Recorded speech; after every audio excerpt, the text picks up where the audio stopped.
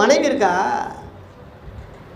அவருக்கு மனைவி இருக்கா அப்படின்னு கேள்வி. இது ஆவிக்குரிய மனைவின்னு சொல்லுவாங்க. அப்போ இப்போ அதே வெளிப்படுத்தல் 14:4 மட்டும் உள்ளது ஏண்டாமா எழுத்தின்படி எடுக்கிற? அது ஆவிக்குரியபடி எடு. ஸ்திரீகள் என்பது சபைகளை குறிக்கும். ஸ்திரீ என்பது சபையை குறிக்கும். ஸ்திரீகளால் என்பது பல சபைகளை குறிக்கும்.